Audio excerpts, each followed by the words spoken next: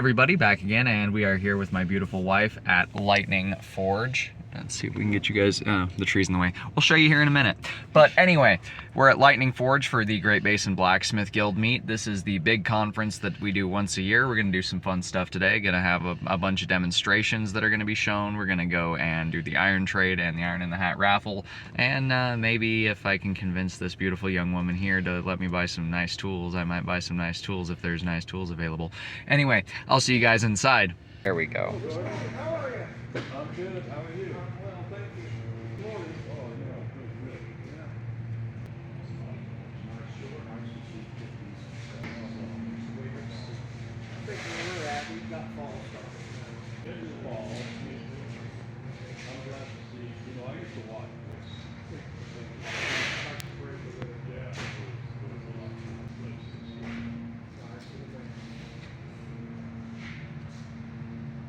Yeah, we're getting. I used to be a great big guy until I started doing this. Yeah. Well, we literally bring a ton of stuff. It's all heavy or sharp or hot. Sometimes all of it.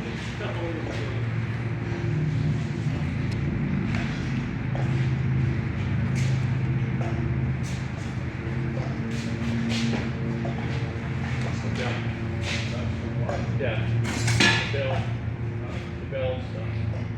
I am so impressed with the little that I know, and I'm jealous of all of you who already know him, met him, been to his school. I am so proud to present Gordon Williams. Woo! I heard he has some of the best floristic stories. I mean, his sayings are all wonderful. Mine aren't that way, just so you know. He was telling me this and that. My dad said, hey, if you can't be a good example, be a horrible warning, but don't be nothing in between. Say, hey, you're little, learn how to run fast, you're a small target, and things like that. It's just, totally opposite of that.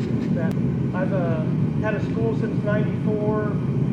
We had a production business, did hundreds of lamps and things every month.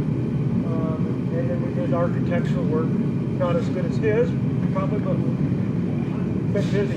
I have zero talent, just so you know, before I start. That's always my disclaimer, But some of the things, one thing that's always helped me, being not really gifted or talented, I'm not trying to be facetious, I'm a slow learner, but I'm persistent. And persistence outweighs talent in the end. So I think for myself, it's helped me teach, because I have to be able to explain it. You've got to keep stretching, get scared fearless, just keep finding something that kind of scares you a little bit or feels uncomfortable, and keep doing that. So my Blacksmith Creed kind of thing is, when you're, and we all do it, does it work better? Is it easier to build? Does it sell for more money? Does it hurt less? If it doesn't fill those things, it's just fluff. And so a lot of times things get passed on to me. I remember some of the forge building stuff. All this friggin' stuff to build, and I travel a lot, so I've used a lot of forges, and, if they get X hot, and they use this much gas versus this much gas, and they're easier to build, then that's a better forge. If they have 18 zillion air lob, with me it's like, who cares? It's got to fit that. If I can forge weld in it and I'm using less gas, okay. This is copper sulfate. Everybody know what that is? So I use a Riddick. It's spelled, and I can put it on the board. It's RIDDUCK77. It's root killer. You can buy it off Amazon. Hardware stores usually carry. It says root killer. It's copper sulfate crystal. So it's a blue crystal. I put about a coffee cup of crystal in a gallon of distilled water, because my water's got chemical or stuff in it. It's kind of hard, and it turns to an ice blue, as you can see it. Watch putting it in a Gatorade bottle. I've had that in my mouth on accident. Nothing fell off, just so you know, but I didn't swallow. But what it does is anything the scales off of, it copper plates instantly. So can you see that? And oh, that's incredible. And what I like to do, I like the highlights. I don't like, you can make it solid copper. So anything the scales off of it, it copper plates.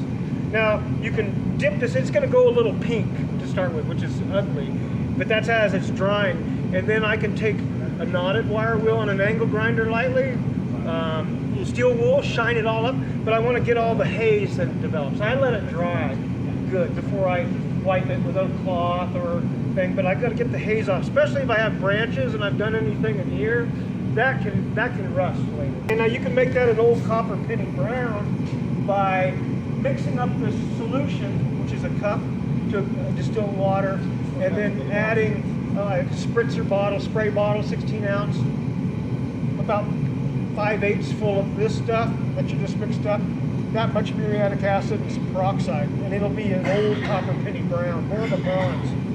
Shine it up really good, take all the scale off, but I like to get it really shiny, and put this on it, and then take your torch from behind, heat it up, and you'll get all the copper colors running through. Oh, that's cool. So like on grape leaves, you'll get the blues and the greens that copper will run.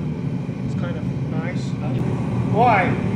It's less surface. Isolating force on a small area underneath, right? So it's going to push it quick. Edge of the anvil. Or just a big boulder. Yeah, but it's isolating the force on a small area. Well, there's another aspect of this, and that's not always, I think, seen. Okay? It's just like hitting a fuller, it's just opposite. I'm isolating the force on a small area versus that. Okay? Because remember, the anvil's doing the same thing. So that's going to create movement a lot faster. Every time I hit that, and that corner moves out, and I drag the steel back and keep pushing the corner down, it's physics tell me it's going to go faster. So, good Lord put a right angles. There's a lot of right angles in your body. If you ever look at, Google it, there's a lot of right angles. So that's one. So if I don't fight that, I don't have a lot of joint tension. So as I come in here, pull your arms in and do like that and feel it in your shoulders and your wrist. Feel it. It tightens your body up. Good Lord made you like that. Okay? So I'm trying to find that right angle. Two things happen too. See how right here I can hit that edge? Now watch, as soon as I shift, look how, just shifting, look how much steel my hammer's going to hit. Look how much steel, my hammer's going to trap steel that way. And I can do that, now I'm kicking over. So I'm going to try to make my body comfortable, hit the less amount of steel as I can, whether you like to or not. That being said, let's do a few things on that corner. And I'm just going to grab these two little corners and just tip them in like that. Okay? And then I'm going to drive them back into the center. So see how I'm coming in from the nose? I'm not coming down. I'm coming in from the front until I can get a horseshoe nail in there. Okay? I still got a hole for a horseshoe nail. And behind the fold, and my hammer always hammers the way it always hammers. I make my tongs adjust, but my hammer, and I'm just going till you hear it touch. It's hollow, so it's easy. I always lay them flat here and just tap them down, get them kind of spot right there. That just keeps them twisting. Okay.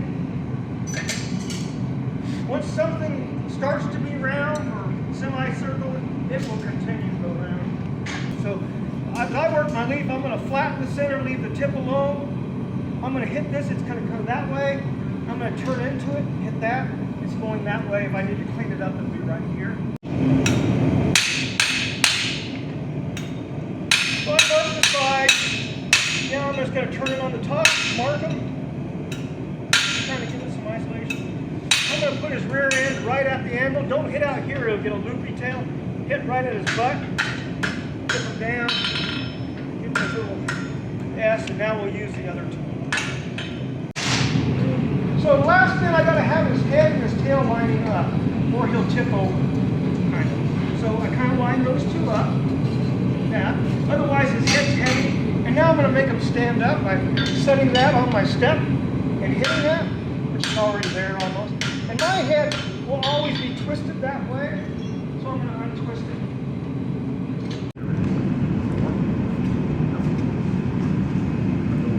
I will try. Sept's going to right here.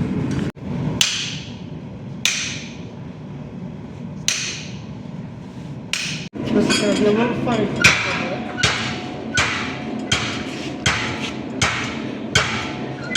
I'm going to stop at the water cup. There's a water cup and a break.